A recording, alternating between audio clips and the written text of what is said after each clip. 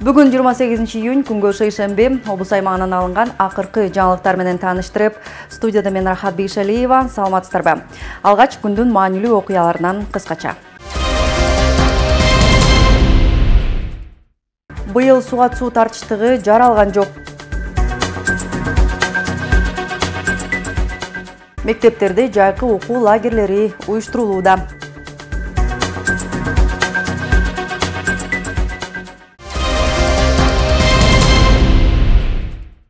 Алгач расмий кабарлардан президент Садыр Жапаров бүгүн 28 июнда Баткен облусуна болгон жумушчу сапарын алкагында Баткен шаарында Иса Ахунбаев атындагы медициналык академиянын окуу жана дарылоо комплексин куруу үчүн капсула салды.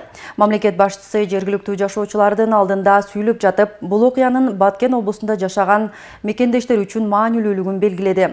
Бул борбор көп профилдүү дарт аныктоочу жана дарылоочу стационар катары курулат.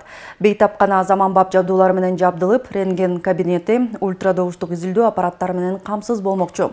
Ошону менен бирге эле 200 орундуу конференц зал, 200 орундуу студенттик жатакана жана 500 кишиге ылайыкталган күндүзгү дарылоо жайы салынат. Окуу дарылоо комплекси курулуп бүткөндөн кийин 90 адис жумуш орду менен камсыз болот. Кыргыз медициналык академиясынын бюджетинин эсебинен каржылана турган долбоордун болжолдуу баасы 603 миллион сом. Жатакананын курулушуна сырткы инвесторлар тарабынан дээрлик 93 миллион сом бөлүндү. Мындан сырткары 100 миллион сомго акыркы үлгүдөгү аппараттар менен камсыздоо милдети турат. Мамлекет башчысы мындай заманбап окуу дарылоо комплексинин курулушу Баткен жергесиндеги медицина кызматкерлеринин демине дем болуп берерине жана борбордун бүтүрүүчүлөрү ак халатчандардын катарын толуктаарына ишеничин билдирди. Президент келечекте бул комплекс Баткен жергесине кызмат кылып, ийгиликтин башатына айлануусун каалады. Илимге, билимге суусаган баткендик жаштарга билим уясы болуп берсин. Капсула салгандан кийин Садыр Жапаров чогулган жергиликтүү жашоочулар менен баарлашып, алар аймактын социалдык экономикалык абалын, инфраструктурасын өнүктүрүүгө байланышкан маселелерди көтөрүштү. Ошону менен бирге тургундар мамлекет башчысына алардын аймагына көңүл бургандыгы жана колдоосу үчүн, ошондой эле эмгек акылары менен жөлөк пулдардын сезилерлик жогорулоосу үчүн ыраазычылык билдиришти. Садыр Жапаров Баткен облусуна мамлекет тараптан өзгөчө көңүл бурулуп жатканына жана мындан арыда бурула берерин белгиледи. Мамлекет тарабынан бөлүнгөн бардык күч ресурстары улуттук максаттар менен тапшырмаларды ишке ашырууга багытталууда. Жолугушуу соңунда президент Садыр Жапаров тийиштүү мамлекеттик түзүмдөрдүн жана жергиликтүү өз алдынча башкаруу органдарынын өкүлдөрүнө айтылган маселелерди чечүү үчүн тийиштүү тапшырмаларды берди. Япония өкмөтү тарабынан каржыланып Бириккен Улуттар уюмунун атайын долбоорунун алкагында 3 ай аралыгында баңгизаттарды мыйзамсыз жүгүртүүгө каршы кызматынын Талас облустук башкармалыгына заманбап имарат курулду. Аянты 200 чарчы метрди түзгөн имаратта бардык шарттар каралган. Мындан тышкары техникалык базаларды чыңдалып жана атайын кинолог кызматы дагы камтылган. Салтанаттуу иш-чарага облус башчысы Бакытбек Нарбеков жана Кыргыз Республикасынын ички иштер министри Уланбек Ниязбеков, ошондой эле демөөрчүлөр катышты. Сөз кабарчыбызда. Баңгизаттарды мыйзамсыз жүгүртүүгө каршы кызматынын Талас облустук башкармалыгы үчүн бүгүн өзгөчө күн. Анткени буга чейин мыйзамсыз баңгизаттарын ташып жүргөн жарандарды издөөдө кыйынчылыктар жаралып келген. Эми бүгүндөн баштап ал кызматка кинолог адеси кошулуп, мыйзамсыз иш-аракеттер аныкталат. Смотрит за поведением служебной собаки после того, как Негизи өткөн жылы Талас облусу боюнча 19 мыйзамсыз баңгизатын ташыгандар аныкталса, быйылкы 6 айдын ичинде эле 26 факты аныкталды. Ал эми бүгүн эле кызматтык иттин жардамы менен мыйзамсыз баңгизатын ташыган жаран кармалган. Кызматтык ит берди, өзүбүздө болот, ушул жерде штат менен бир кинолог менен бизге берди. Азыр ыкчам иштегенге аябай шарт түзүлдү бизге, жакшы шарт түзүлдү. Бүгүн да мынакей 21 килограмм 385 грамм марихуана затын жаңы эле жаңы келген иттин жардамы менен өзүнүн азыр кармадык жаңы. Баңгизаттарды мыйзамсыз жүгүртүүгө каршы кызматынын Талас облусундагы башкармалыгынын имаратын курууга 3 ай убакыт талап кылынган. Япония өкмөтү тарабынан каржылык колдоо көрсөтүлгөн имарат менен чогуу материалдык техникалык базалар чыңдалды. Бул долбоор 2018 жылы башталган. Ал эми Талас облусунда курулган бул имаратка 3 миллион сом сарпталды. Мындай имарат өлкө боюнча 3 облуста ишке ашууда. Япония мамлекети имарат куруу менен кызматкерлерге бардык шарттарды түзүп берди. Мындан тышкары техникалык базасын чыңдап, жана атайын кызматтык иттерди сатып берүүгө демөөрчү болдук.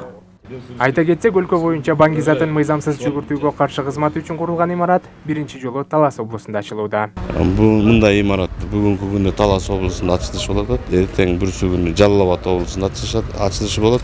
Ушинтип облустун бардык башкармалыктан жаңы заманбап имараттар менен жана автотехника, атайын техникалар менен жабылып келатабыз.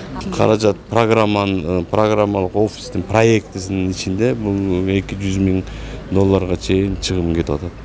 Салтанаттуу иш-чарага катышкан облус башчысы Бакытбек Нарбеков демөөрчүлөргө ыраазычылык билдирди. Бириккен Улуттар уюмунун баңгизаттар жана кылмыштуулук боюнча башкармалыгынын кызматкерлерине ушул долбоорду колдогон үчүн алкыш айтабыз. Учурдан пайдаланып, Япониянын Кыргызстандагы атайын жана ыйгарым укуктуу элчиси Шигеки Маеда мырзага Бакаята районундагы Үрмарал өзөнүндө Япония грантын эсебинен курулуп жаткан көпүрө үчүн Талас элинин атынан жана жеке өзүмдүн атынан ыраазычылык билдирем. Мындан тышкары атайын имараттын алдына жаш арчанын көчөттөрү отургузулду. Иш-чаранын соңунда имараттын кызыл тасмасы кесилип, келген өкүлдөр мындагы шарттар менен таанышты. Адилет Артыкбеков, Бекай Масымбаева, Чыңгыз Бокбошев, Талас шаары.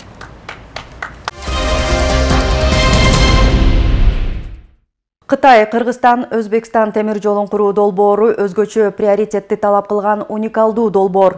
Бул тууралуу министрлер кабинетинин төрагасы Акылбек Жапаров жумушчу кеңешмеде билдирди.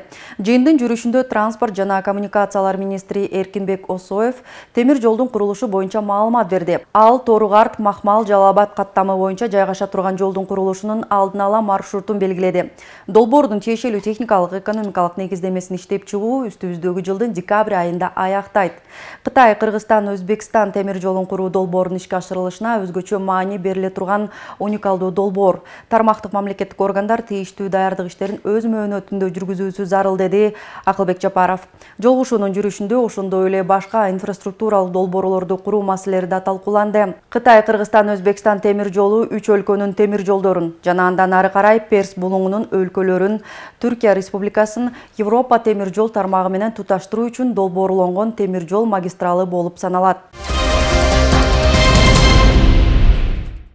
Аптаптуу күндүн ысыгына байланыштуу агын сууларда көлмөлөрдө сууга түшүүлөр көп болууда. Тилекке каршы бардык эле сууга түшүү жайында коопсуздук чаралары камсыздалган эмес. Облуста бир күндө сууга түшүү учурунда 4 өспүрүм сууга чөгүп каза болду. Коопсуздук чараларын камсыздоо максатында атайын координациялык кеңешме өткөрүлдү. Теманы кабарчыбыз улантат. Күндүн аптаптуу ысыгына байланыштуу өспүрүмдөрдүн көпчүлүгү агын сууларга барып эс алышууда. Дал ушул коопсуздук чаралары камсыздалбаган агын суунун кесепетинен 4 өспүрүм каза болду. Буга байланыштуу облус башчысы Бакытбек Нарбеков координациялык кеңештин жыйынын өткөрүп, коопсуздукту камсыз кылууну чыңдоо зарылчылыгы белгиленди. Ушул негизги маселе могуруки кырсыктардын сууга түшүү. Коопсуздук чараларын камсыздоо боюнча өткөрүлгөн жыйынга Талас облустук ички иштер башкармалыгынын жана өзгөчө кырдаалдар министрлигинин облустук башкармалыгынын башчылары, район акимдери жана Талас шаарынын мэри катышты. Агын сууларда көлмөлөрдө сууга түшүүнү жергиликтүү бийлик өкүлдөрү көзөмөлгө алышы шарт. Буга байланыштуу облус башчысы Бакытбек Нарбеков район акимдерине сууга чөгүп кетүү кырсыктарын алдын алуу максатында ар бир айыл өкмөттө түшүндүрүү иштерин күчөтүү зарылчылыгын билдирди. Айылдарга барып ушу эскертүү элдер менен, ата-энелер менен түшүндүрүү иштерин жүргүзүү боюнча дагы тапшырмалар берилди. Мындан тышкары ушул күн ысыганына байланыштуу өрт коопсуздугу көп учурлар катталышы мүмкүн. Ошондуктан жалпы болуп аткан алдын ала кырсыктарды алдын алуу боюнча түшүндүрүү иштери жүргүзүлөт. Ошо элибизден да суранып кетебиз. Ата-энелер дагы кайдыгер мамиле жасабастан ушул балдарга жооптуу карап, ошол бизге да, биздин кызматкерлерге да жардамга муктаж. Ошондуктан чогулуу иш алып баруу зарыл болуп атат. 2 жаш өспүрүм кыздардын өлүмүнө себепкер болгон чоң Талас каналына сууга түшүүгө болбойт. Буга чейин эле Бакаята райондук өзгөчө кырдаалдар бөлүмүнүн кызматкерлери жана айыл өкмөт башчылары тарабынан эскертүүлөр берилген. Бакаята районунда атайын сууга түшүүчү көлмөлөр жок. Бул БТК каналы сууга ылайыкталбаган жер деп эсептелинет. Бул жерге айыл өкмөттөрдөн атайын тыюу салуу боюнча, сууга түшпөө боюнча эскертүү немелер берилген, биз тараптан да берилген. Бул жакта областтын администрациянын райондук администрациянын бардык буйруктары чыккан бул жерде ылайыкталбаган жерге сууга түшпөө боюнчачы. Но ошол жерге баягы өспүрүм кыздар сууга түшүп ушундай кырсык катталып атат. Учурдан пайдаланып айтып кетет элем, ушу ата-энелер кароосуз калтырбаса. Эс алуунун аягы өлүм менен аяктаган кырсыктардын алдын алуу үчүн түшүндүрүү иштерин күчөтүү зарыл. Ал арада жергиликтүү тургундар ата-энелер балдарынын коопсуздугун камсыздап көзөмөлгө алуусу керек. Ар бир ошондой коркунучтуу жерлерге, сууга түшүүчү жайларга буга чейин да эскертүү белгилерин койгонбуз. Биз эми жалгыз баарына жетишпейт экенбиз. Андан кийин ушу балдарды дагы эртеден кечке сыртка чыгарып койбостон ошо балдардын баягы кайда басып жүргөнүнү көзөмөл кылып турсаңыздар жакшы болот эле. Тилекке каршы быйыл жай мезгилинин алгачкы айында эле Талас облусунда 4 жаш өспүрүм сууга чөгүп каза болду. Гүлжамал Багышбекова, Калмурат Мейманбеков, Эркина Жумабекова, Талас шаары.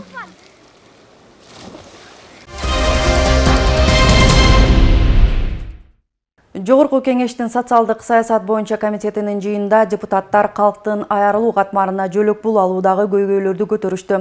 Ошондой эле депутаттарды социалдык өнүктүрүү министри калктын кайрылууларына кандай жооп берип жатат деген суроо тынчсыздандырып, эл өкүлдөрү жөлөк пул берүүнүн жол жобосун жөнөкөйлөштүрүү талабын коюшту.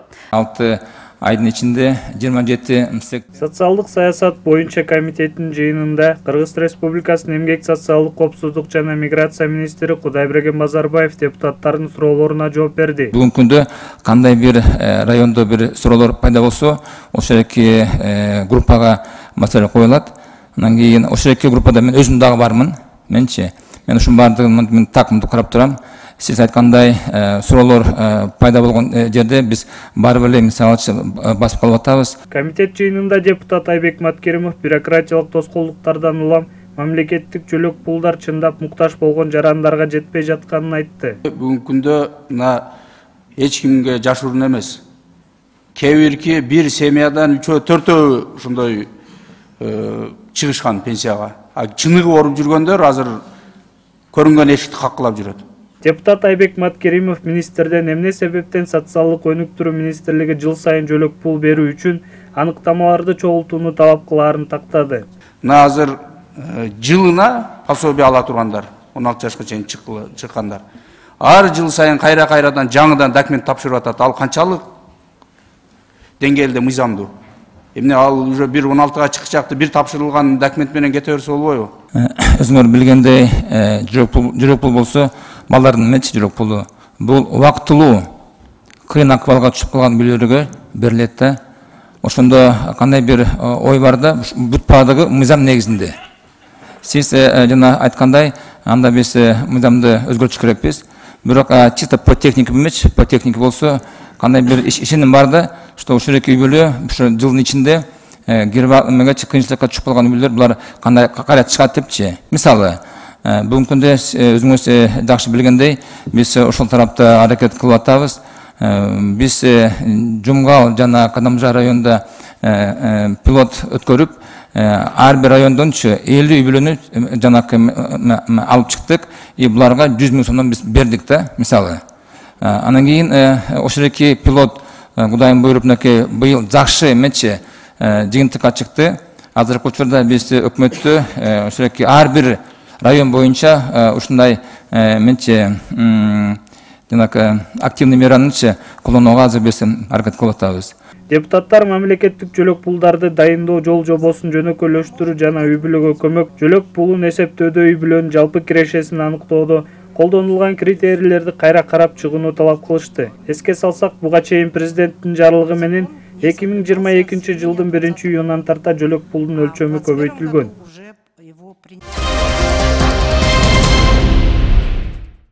Контролдук кассалык аппараттарды пайдалануу менен көмүскө экономиканы ачыктоо максаты коюлууда. Буга байланыштуу ишкерлер ККМди пайдаланууга өтө башташты. Албетте арасында ага каршы пикирин билдирип, ККМди колдонууну каалабагандар да бар. Бирок салык кызматкерлери ККМ колдонуу ишкерлер үчүн тескерисинче соода жүгүртүүсүнө бир топ жеңилдетүүлөрдү берерин түшүндүрүшүүдө. ККМ бул кассалык каражаттарды эсепке алуу, товарларды сатып алууну каттоо, кассалык чекти басып чыгаруу жана салык кызматына же операторго маалыматтарды жөнөтүү үчүн арналган контролдук кассалык машина. Салык кызматынын кызматкерлери ишкердик субъекттердин арасында алгылыктуу түшүндүрүү иштерин жүргүзүшүүдө. Субъекттерге ККМди ким колдонуу керектиги, аларды кайдан жана кантип сатып алса болот, бул аппараттарды колдонуунун кандай артыкчылыктары бар экендиги тууралуу маалымат берилүүдө. Борбордук базарда орун алган Сатыкей азык-түлүк дүкөнүндө кардарлардын саны арбын. Мындан улам мында ККМ аппараттарын пайдалануу өз тартибинде ишке ашырылган. Ордо соода борборунда ККМ менен иштөө март айында башталган. Кардардын сатып алган товарына чек басып беришип, соода кылгандарга ар дайым чек талап кылууну сунушташат. Бул аппарат менен биз марттан бери колдонобуз.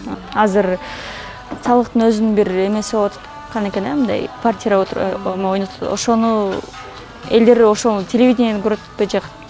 Информация бар да элдечи салык жөнүндө уже кадимкидей бар. Сурашат.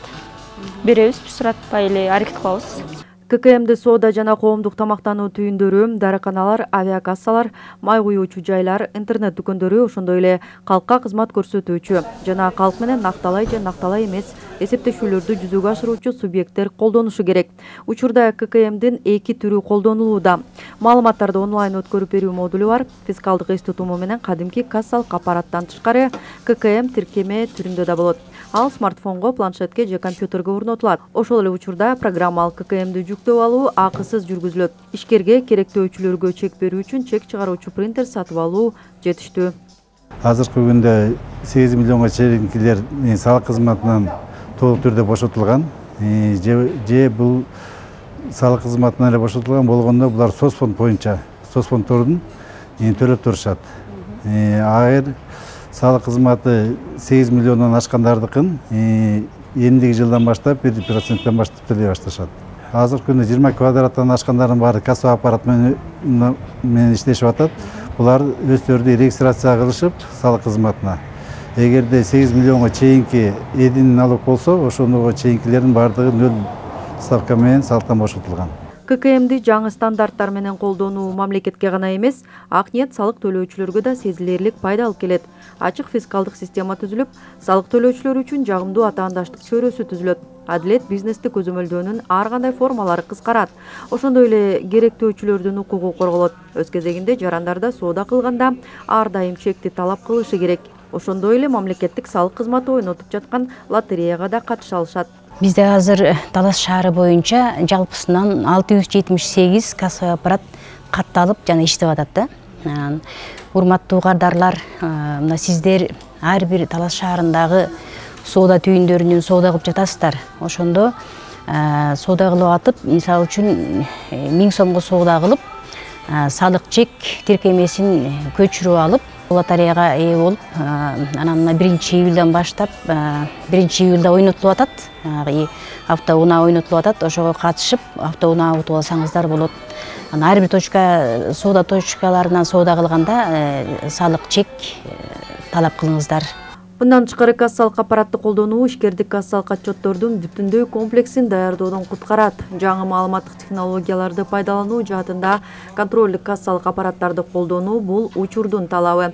Мамлекет көп жылдар бою майда жана орто бизнесте иштеген жарандарга патенттик системанын эсебинен бутуна турууга мүмкүндүк берди. Бирок учурдагы өзгөрүп туруучу шарттарда салык салуу системасында жана бүтүндөй салык саясатында адекваттуу өзгөртүүлөр талап кылынат. Салык кызматы ар бир субъекти кызмат көрсөтүүдө жана калк менен эсептешүүдө ККМди колдонууга үндөйт. Ушундай ыкмалар менен гана ачык айкын атаандаштык рыногун түзө алабыз.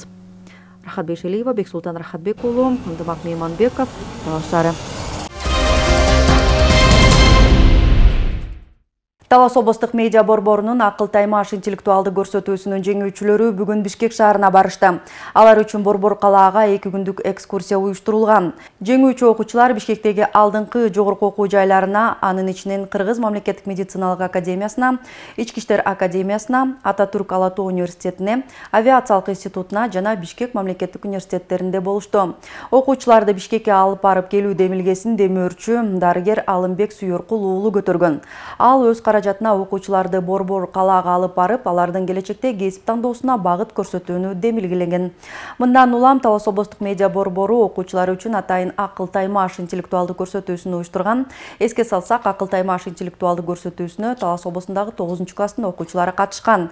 Эми алар жогорку окуу жайлары менен таанышкан соң келечектеги кесибин аныктап, ошол багытта окуусун улантууга түрткү болот. Быйыл жаз айы жаанчыл болгондуктан дыйкандар арасында суга суусуна муктаждык жаралган жок. Учурда көп жылдык чөптүн биринчи суусу аяктап, экинчи суусун сугарып башташты.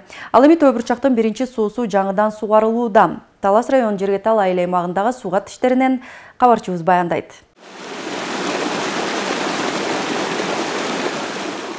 Ирригация тармагын жакшыртуу багытында Жергетал айыл аймагында көп жылдан бери тазаланбаган суу сактоочу жайды тазалоого жана кайрма каналын ремонттоо иштерине жаз алды менен райондук өнүктүрүү фондунан 1 миллион 600 миң сом бөлүнүп берилген. Ирригация маселесин жөнгө салуу боюнча катуу талаптар коюлган. Ошо талаптарды Жергетал айыл аймагындагы баягы 100%ке ишке ашырдык деп айта алабыз. Сууга Кудай буйруза быйыл кенен болот. Себеби дегенде бу сервис толук түрдө 100%ке тазаланды. Анын ичине кетчү арыктар дыйкандардын өздөрү менен ашар ыкмасы менен дагы тазаланып ишке берилди. Бул жагыбыздан дагы жакшы жетишкендиктерге жетишип атабыз. Аны менен катар дыйкандардын үлүш жерлерине баруучу жолдор оңдолуп, көпүрөлөр салынууда. Ички арыктар тазаланып, дыйкандардын жардамы ашар ыкмасы менен көп жумуш бүткөрүлгөн. Каналдарга бир топ акчалар бөлүнүп, финансылар. Каналдардын баары почти капитальный ремонттон тегинен өтүп калды. Ана суу болсо азыр эң жакшы. Учурунда баардыгы сугар. Азыр сугар деген гана мураптардын сөзү чыгып атыр. Күндүн жаашына, күндүн ызыбаганына байланыштуу азыр көп суу сугарылбай туру. Көп жылдык чөптөр толугу менен 100% биринчиден чыгып кетишти. Бүгүнкү күндө подсеп жаңы себилген чөптөр сугарылып баштады, арпа, буудайлар. Бетонный трубаларды алып келип койдуртуп, бири-бирине куюу, бири-бирине салмалаштыруу кылып системасын жасап атабыз. Дыйкан Автандел Дыйканбаев көп жылдык чөптүн биринчи чабын жыйнап, үлүш жериндеги чөптүн экинчи сугарууга киришти. 6 гектар жерибиз бар.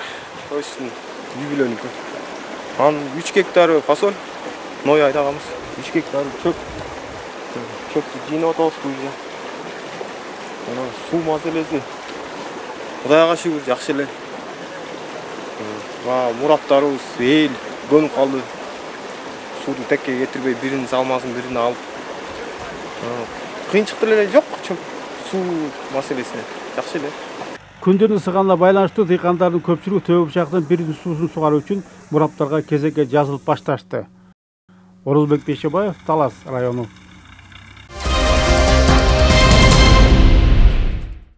Окуу жылы аяктары менен башталгыч класстын окуучулары үчүн уюштурулган 10 күндүк лагерлер жыйынтыкталды. Облустун бардык мектептери USAID-тин окуу керемет долбоорунун алкагында жайкы лагерлерди уюштурушкан. Анда башталгыч класстын мугалимдери атайын программанын алкагында балдар үчүн кызыктуу оюн зоокторду, ар түрдүү темадагы атайын сабактарды өтүштү. Жайкы лагерлер балдардын каникулду пайдалуу өткөрүүсүнө салым кошууда. Теманы кабарчыбыз улантат. Бакайта районуна караштуу Ташкудук айылындагы Мамытуулу Абдрахман орто мектебинде уюштурулган жайкы лагерге 30га жакын балдар барган. Алар үчүн 10 күндүк эс алуу пайдалуу жана жемиштүү болду. Балдар сүрөт тартуунун жаңы ыкмаларын үйрөнүшкөн. Ошондой эле ар бир бала күндөлүк баяндарын, каалоо тилектерин, максаттарын жазышкан. Күнүм жакшы эле өттү. Кызыктуу сүрөт тартып, боёп, мага лагер абдан жакты. Жакшы маанайда баарын жакшы өттүбүзгө. Ошондой эле окуучулар үчүн логикалык ой жүгүртүүлөрүн өстүрүүчү оюндар дагы уюштурулган. Күндө ар кандай оюн ырдайбыз, бийлейбиз, ар кандай кызыктуу нерселерди кылабыз. Көбүнчө мага ошонун арасынан капсула деген оюн жаккан. Анда балдар кыздар болуп, эже айткан капсуланы аткарабыз. Топ-топторго бөлүнүп сүрөт тартып, боёгондорду үйрөндүк. Асыр эжем менен Жупар эжеме чоң рахмат айтам. Кызыктуу оюндар бар болду, ойнодук.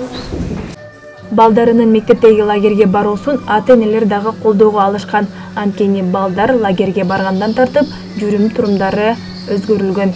Балдарыма өзгөчө жакты. Көп нерсени үйрөндү десем айтып келишип атты. Окудук, сүрөт тарттык, ойун ойнодук. Кадимкидей айрыма бар экен. Мектептен көп нерсени үйрөнүшүп атат. Үйгө барганда дагы кадимкидей эле тартиптери бар. USAID-тин окуу керемет долбоорунун алкагында уюштурулган окуу жана эсеп лагери балдар үчүн абдан пайдалуу болду дейт мугалимдер. Лагерге келген балдардын чыгармачылык жөндөмү артып, өз ой пикирлерин айтууга үйрөнүшкөн. Ушундай лагерлер жыл сайын уюштурулуп турса дешет. Бул лагерде, 10 күндүк лагерде балдар өздөрүнө абдан кызыктуу оюндарды, кызыктуу пайдалуу нерселерди үйрөп жатат. Өздөрүнүн аң сезимине байланыштуу жакшы оюндарды, жакшы көнүгүүлөрдү жомоктор негизинде аткарып жатышат. Эске салсак, USAID-тин окуу керемет долбоорунун алкагында 10 күндүк лагерлер облусубуздун бардык мектептеринде өткөрүлдү. Айжамал Байырбек кызы, Мелиса Элебесов, Эркинай Жумабекова, Бакайат району.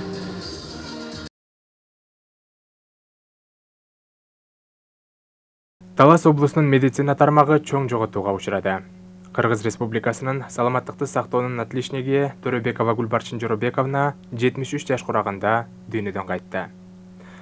Төрөбекова Гүлбарчын Жоробековна 1949 жылы 29 январда Талас районунун Долонайлы өкмөтүнүн аймагында колхозчунун үй бүлөсүндө төрөлгөн. 1956-1964 жылдардын аралыгында Долоно 8 жылдык мектебинде окуган. Андан ары Талас шаарындагы номер 1 орто мектептен билим алган. 1967-1973 жылдары Кыргыз мамлекеттик медициналык институтунун Дарлоо факультетин аяктаган. Эмгек жолун 1973 жылы Ленинполь райондук ооруканасында балдар дарыгери болуп иштеп баштаган. 1975-1981 жылдар аралыгында Талас облустук ооруканасында участкалык врач-терапевт болуп эмгек жолун улаган. 1981-1991 жылдар аралыгында Талас облустук кургагучуга каршы диспансерде врач-фтизиатр, бөлүм башчы, башкы дарыгердин орун басары болуп иштеп келген. Ошол эле учурда коомдук жумуштарга активдүү катышуу менен саламаттыкты сактоо кызматкерлеринин профсоюзунун Талас шаардык комитетинин, андан кийин Талас облустук комитетинин төрайымы болуп өзүрлүү иштеген. Профсоюзда иштеген мезгилинде бир нече жолу шаардык, облустук жана республикалык кесиптик союздун конференцияларынын делегаты болуп шайланган. 1986 жылы СССРдин медициналык кызматкерлер профсоюзунун делегаты болуп шайланган. 1994-1998 жылдар аралыгында Талас шаардык эмкананын башкы дарыгери, ал эми 1998-2011 жылдарда Талас облустук үй бүлөлүк медицина борборунун директору. Кыргыз Республикасынын саламаттыкты сактоо министрлигинин Талас облусу боюнча координатор болуп иштеп келген. 2011 жылдан өмүрүнүн акырына чейин Талас облустук кургагучуга каршы күрөшүү борборунда бөлүм башчы болуп эмгектенген. Төрөбекова Гүлбарчын Жоробековнанын саламаттыкты сактоо тармагындагы 49 жылдык үзүрлүү эмгеги багаланып, Кыргыз Республикасынын президентинин ардак грамотасы баш болгон бир нече мамлекеттик сыйлыктар менен сыйланган. Ошондой эле Кыргыз Республикасынын саламаттыкты сактоо министрлигинин, Кыргыз Республикасынын социалдык коргоо министрлигинин, Кыргыз Республикасынын профсоюздар федерациясынын жана Талас облустук шаардык администрацияларынын ардак грамоталар менен сыйланган. Гүлбарчын Жоробековна Кыргыз Республикасынын саламаттыкты сактоосунун отличниги наамынын ээси болгон. Ардактуу инсан, тажрыйбалуу устат, сыймыктуу дарыгер Гүлбарчын Төрөбековнанын үй бүлөсүнө, уул кыздарына, жакындарына терең кайгыруу менен көңүл айтабыз. Гүлбарчын Төрөбековнанын жаркын элеси аны билгендердин жүрөгүндө түбөлүк сакталат. Кыргыз Республикасынын президентинин Талас облусундагы өкүлчүлүгү, Мамбетов атындагы Талас облустук биргелешкен ооруканасы, Талас облустук үй бүлөлүк медицина борбору, милдеттүү медициналык камсыздандыруу фондунун Талас аймактык башкармалыгы, Талас облустук кургагучуга каршы күрөшүү борбору жана башкалар. Ушул жана башка жаңылыктар биздин социалдык тармактардагы баракчаларга жайгаштырылды. Баракчаларыбызга катталып, комментарий калтырып, бөлүшүүнү унутпаңыздар. Ал эми алдыда эртеңки күнгө күтүлгөн аба ырайы. Саламатта болуңуздар.